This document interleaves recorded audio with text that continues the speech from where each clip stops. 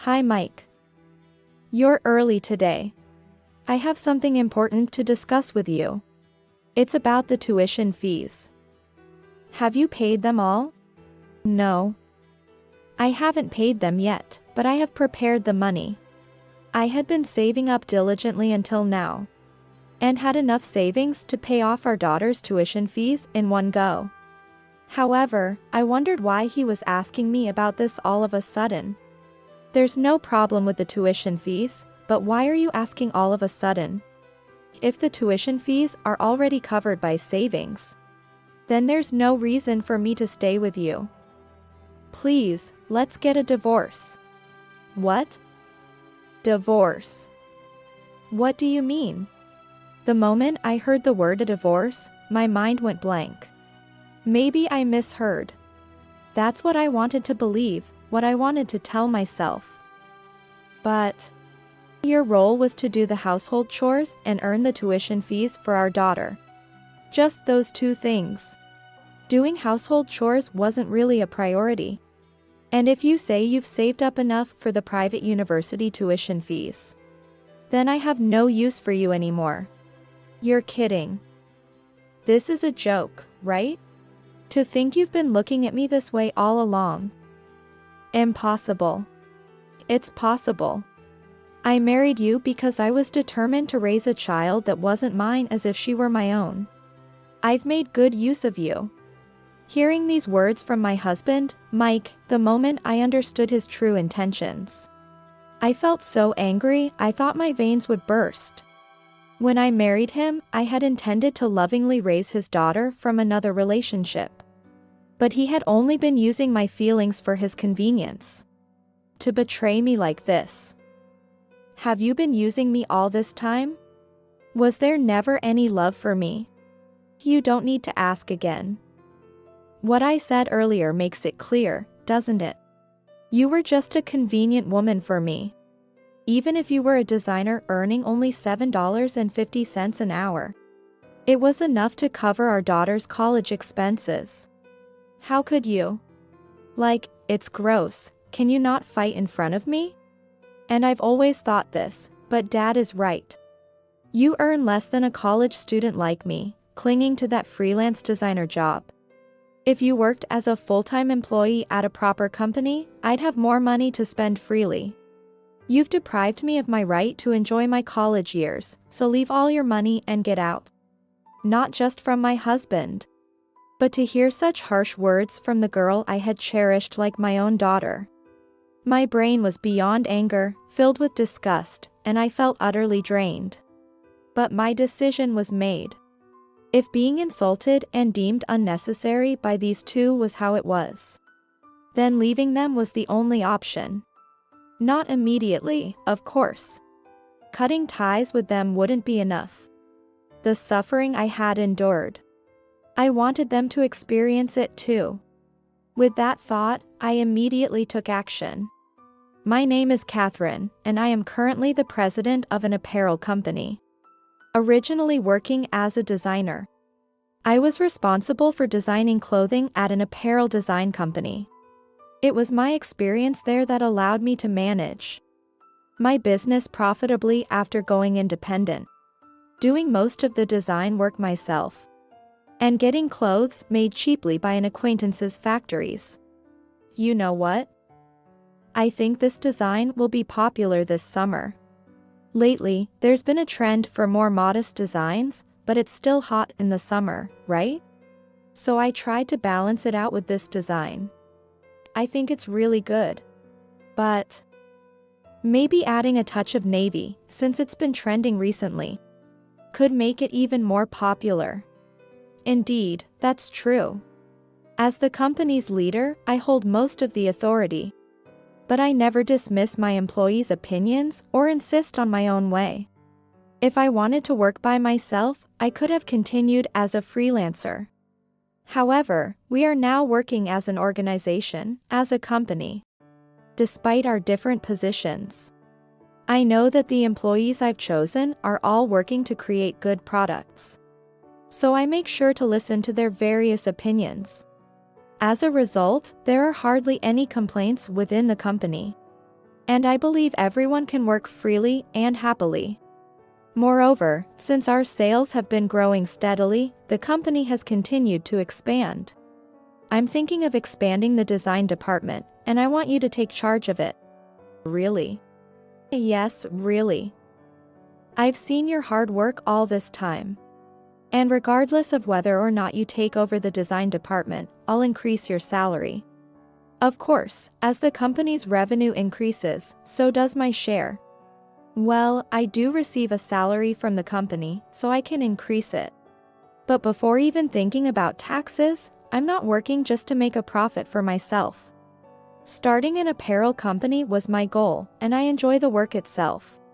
Having worked as a designer before, I am more aware than anyone that the company runs because of its employees. Even though I just got a raise recently. Are you sure it's okay? I might be presumptuous in asking this. I've decided to always give back to the employees when the revenue increases. It would be ridiculous if I kept it all to myself, wouldn't it? I might say this about myself, but I think a lot of employees really look up to me.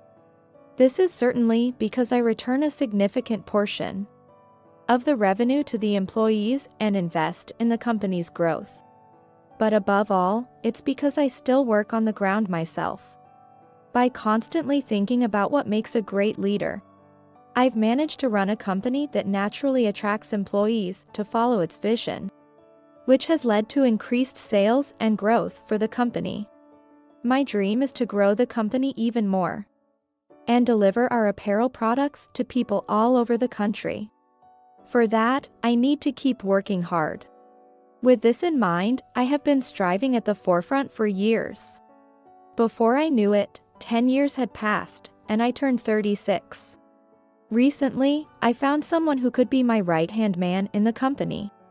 And more importantly, I started to seriously think about marriage. I've been dating someone for about a year now, who has a 3-year-old child. Although we're serious, the barrier to marriage was bigger than for most people. About our marriage. What should we do? I'm serious about being with you, and I've always wanted to marry you. And your child. I want to raise them as my own. I'm prepared for that. Until now, we hadn't specifically discussed marriage. But thinking that staying silent would lead to no progress, I brought up the topic to him. He was worried about his child, but I was serious about wanting to be a mother to his child. My feelings towards marriage were that strong.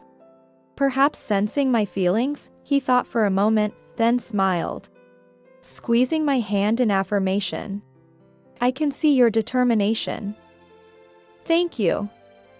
From now on, let's do our best together. I had thought, maybe he wouldn't want to marry me because of his child. The joy I felt when he agreed to marry me was genuine. Now, I would have a family of my own. Until now, my work and growing my company were my life. But from now on, I need to work hard to nurture love as a family. For his child, no, for our child, I told myself.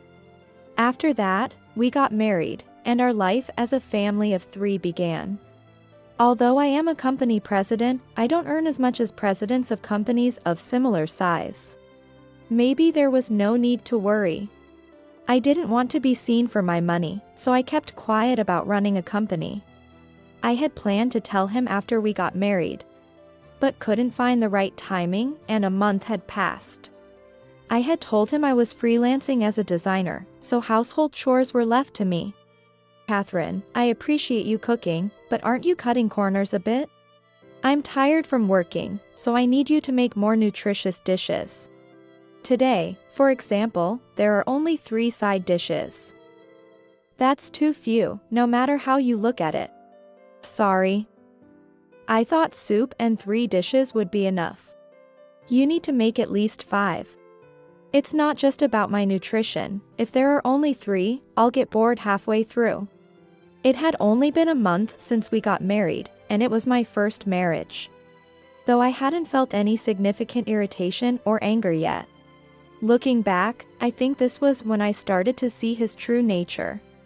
I'm not a full-time homemaker, but I'm not just a housewife either. I had told my husband that I was freelancing as a designer. So I had to take care of the household chores. Considering I also have to take care of our 3-year-old daughter. Doesn't he think it's unreasonable to demand 5 different dishes for dinner? Well, since he doesn't cook himself, he probably doesn't understand the struggle. After that day, I ended up spending more than double the time on cooking dinner. And with looking after the child and household chores, I barely had time for work. I was able to leave everything to the vice president of the company.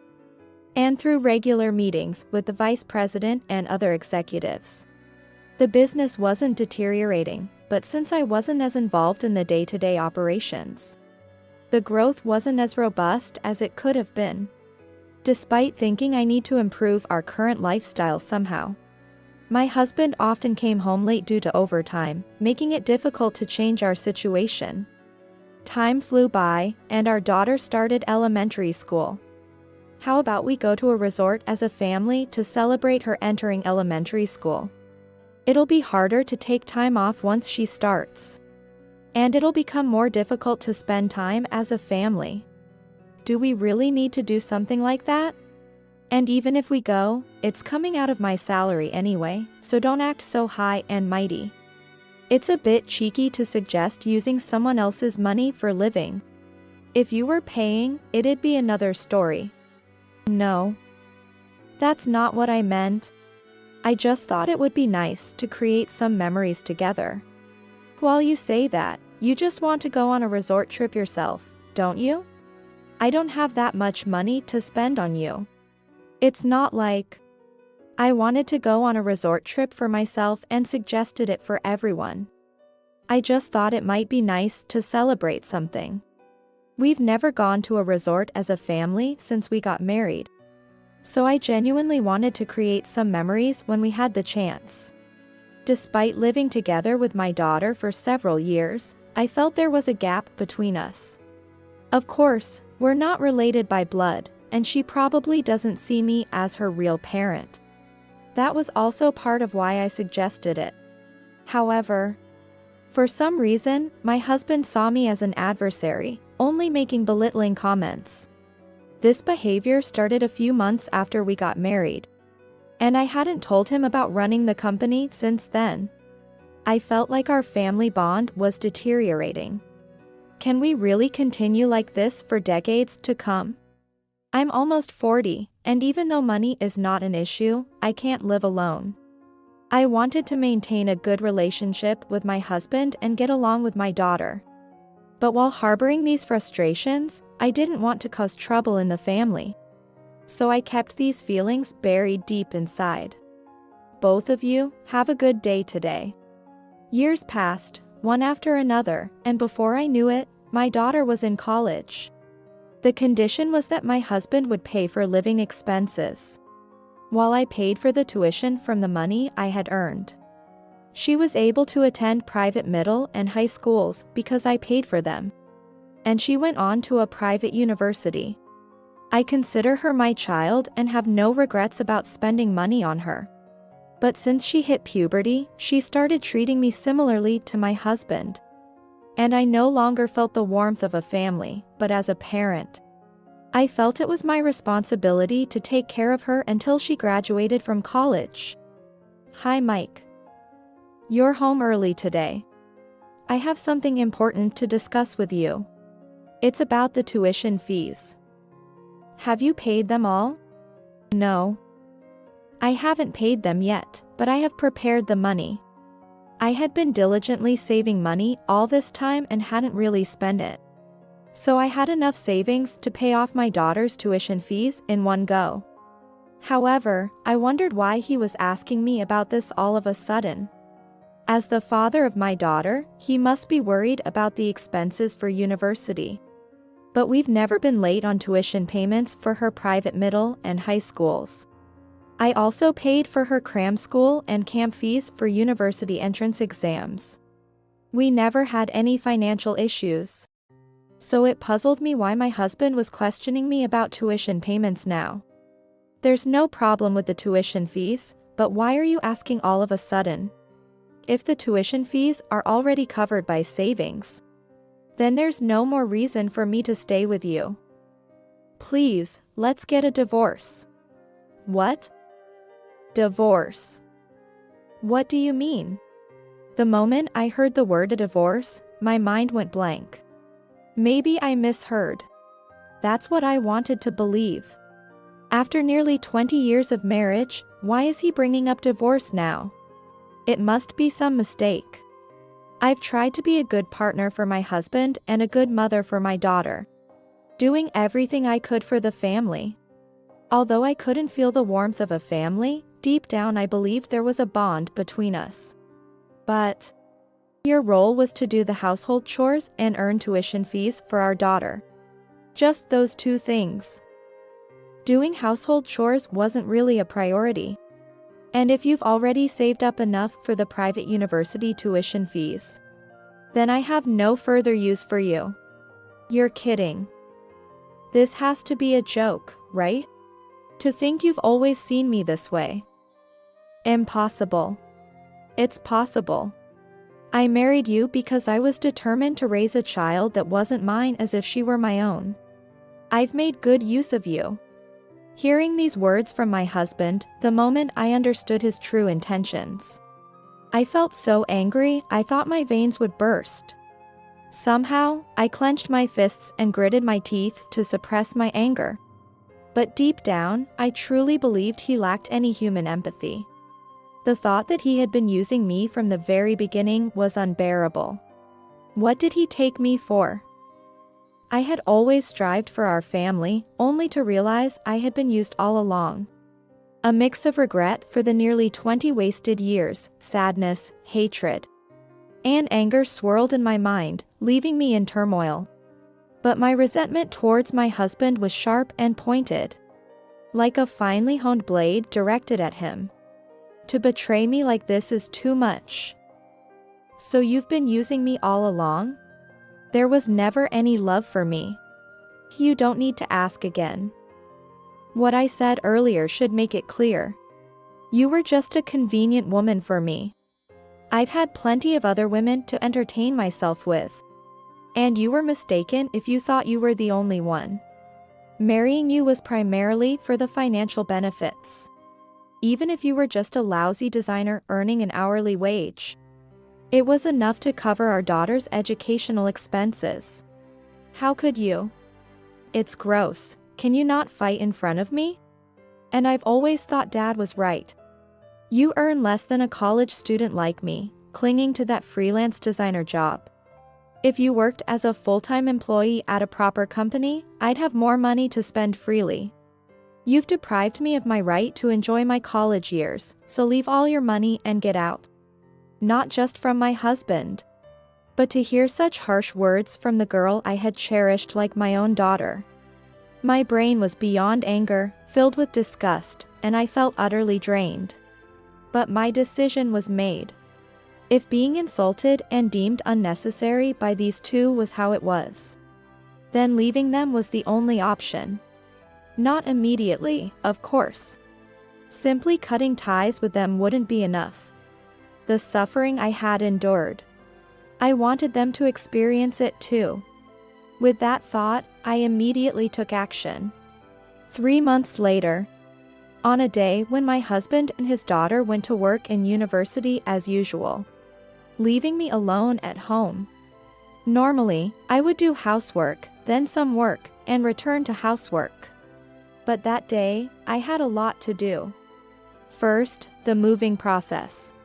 Over these 3 months, I had been searching for a new apartment. It took some time to move because of that. But I finally found a nice place that was more than enough for one person. My husband and his daughter would probably return at night. The move was supposed to finish by 3 p.m. But I hurried to pack up everything before the movers arrived. Please take care of everything. What if my daughter or husband came back in the evening? If the move was delayed? I was anxious, but the moving company lived up to its reputation. What was supposed to finish by 3 p.m. was done by 1:30 p.m. and by 2 p.m. All the belongings were moved to the new place. They hurried because I had asked them to finish as quickly as possible. I thanked them with a $100 note, telling them to enjoy a nice meal. And they left expressing their gratitude. From there, I just had to wait for a call from them. I left a divorce notice and a simple note at the house. As I was unpacking leisurely, I received a call from my husband around 8 p.m. He must have noticed my belongings were gone and found the divorce notice and the note. I was anxious he might be furious. But even if he lashed out, the fact that I moved out and decided to cut ties wouldn't change. Nor did I intend to change it. Hey. What the hell is this? Don't do things on your own. Come back home now. As expected, he was angry. I sighed slightly at the thought. It was ironic. He was the one who wanted a divorce and told me to leave, yet when I actually did, he reacted with outrage. He might not realize his own contradictions. Or even if he does, he might mistakenly believe everything he says is right. Either way, I think I should have divorced such a ridiculous person much earlier. I promised myself when we got married that I would responsibly raise our daughter. Which is why the option of divorce never crossed my mind, even as our family ties broke down. But now, I don't care anymore. I plan to live my life, and I have no intention of involving myself with those two anymore. I've written all my thoughts in a letter, so he should understand. Maybe that's why he's freaking out. But let's end everything with this call. With that mindset, I responded. What are you talking about? Didn't I write that I'm cutting ties? Plus, it was you who said to leave. So I did, and I don't think I deserve to be yelled at for it. If anything, since I did as you said, you should be thanking me. No. What about the university tuition fees? You're going to take care of the rest, right? How much do you have? It's a private university, so it's quite expensive. Maybe around $40,000 left? There's no way I can pay that amount. I don't mind if you divorce and leave, but leave that money behind. No, if I have that kind of spare money, I'd rather take 2,500 employees out for a meal as a team-building exercise. As the president of a company, I can't afford to waste money foolishly like that. After I said that, my husband fell silent for a few seconds. He was probably shocked by the high amount of the remaining tuition fees, but also surprised to learn that I was the president of a company with 2,500 employees. Of course, I had intended to talk about my company management soon after getting married. I never planned to keep it a secret forever. If the family needed money, I even thought about raising my own salary a bit. There was a time when I thought that way. However, the way my husband treated me was not as a family member. If I'm not treated as a family, why should I sacrifice so much? I began to feel this way. And the way my husband started using me like a housekeeper was evident within the first 6 months of our marriage. That's why I thought he would immediately ask for money once I revealed I was managing a company. That's why I've kept the fact that I've been the president of a company for nearly 20 years a secret from my husband. He never tried to know more about me, so he never found out. I don't know about the tuition fees anymore. And I've decided to focus only on my company from now on. So please don't contact me anymore, okay? Wait a minute. That's absurd. Why have you been silent about such an important thing for 20 years? We're married. I have a right to know everything, don't I? There's no need to tell you everything, right? Besides, it was you who wanted a divorce, so I don't care anymore. I don't think what I'm saying is wrong. I understand the argument, why have I kept such a big secret all this time? But then, why did he treat me not as a wife, but as a housekeeper all this time? Whatever you say, my decision to divorce won't change. Wait. Then you'll have to pay me a huge amount for the property division, right? Are you okay with that? A huge amount. What are you talking about? If you're running such a large company, you must be earning a tremendous amount of salary, right? Then, I have a right to half of it. I never thought he would demand a share of the property after using me like a housekeeper for all those years. Well, he brought up divorce after making sure I had enough savings to pay for college. He didn't demand a share back then. But now I truly understand that there wasn't a shred of affection for me. To think I lived with such a person for 20 years, spending my time. It really feels like a waste of time. But probably, it's over now. He might be happy thinking he can get a huge amount of money from me. Not only can he divorce someone he doesn't love, but he might also think he can enjoy a lavish lifestyle with that money. But the world isn't that sweet. So, how much do you have? My savings? I only have about $3,000 left. Most of the money I had saved up went to moving expenses. What? The disbelief in his voice, a mixture of shock and bewilderment, is something I'll never forget. It was as if he wanted to say it was a mistake, that I meant $300,000, not $3,000. However, no matter how much the company grew, I never increased my share. I always continued to give back to the many employees and invested in growing the company. I never had a desire to become wealthy or a craving to spend money. That's why, even after 20 years, I hardly have any money. He had set his expectations high without knowing this, only to disappoint himself. It's almost laughable. That's all the savings I have, but I'll be taking half of whatever savings you have. Since you initiated the property division during divorce, it's only fair that you don't get to say you won't pay your share. After I said that, my husband fell silent, but I couldn't let him off the hook. It's not that I wanted the money.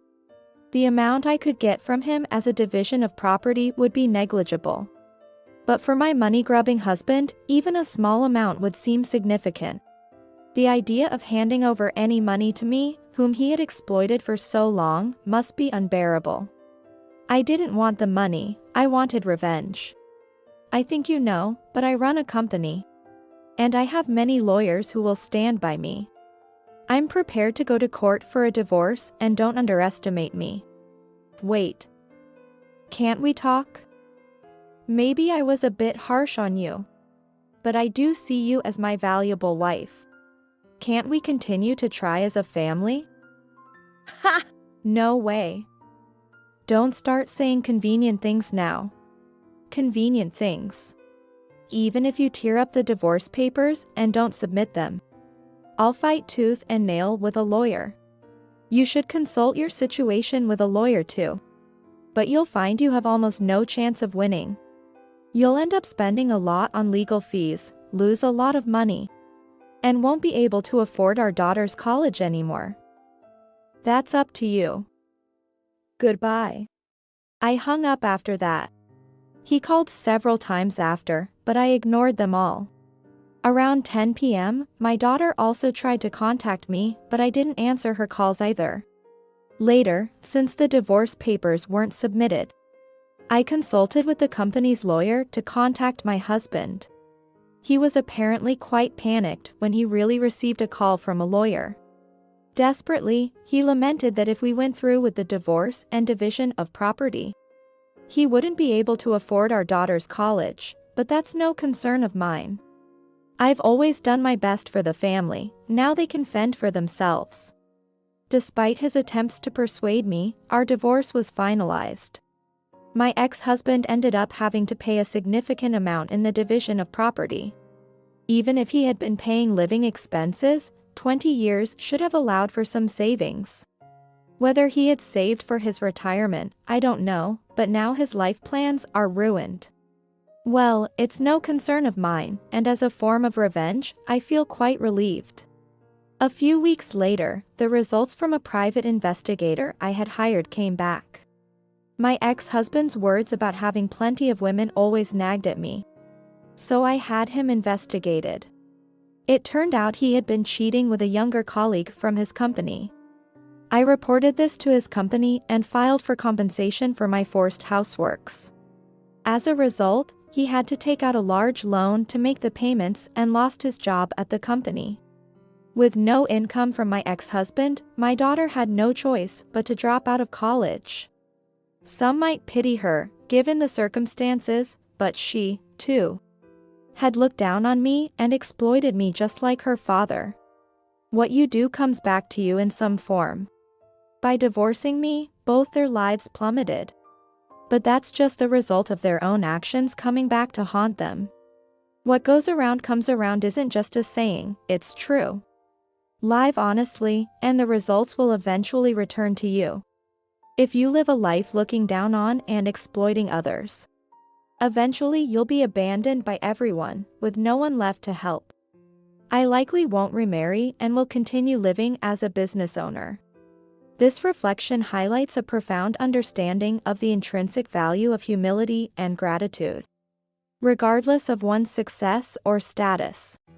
Maintaining a grounded approach and appreciating the contributions of every employee not only fosters a positive work environment, but also enriches one's personal growth and relationships. It's a reminder that true wealth in life comes not from monetary gains, but from the quality of our interactions and the respect we show to those around us. Keeping the initial spirit of gratitude towards employees signifies a leadership style that values people over profits, which can lead to a more fulfilled and meaningful life. It's a testament to the belief that how we treat others, especially those who contribute to our success, defines our character and impacts our overall happiness and satisfaction in life.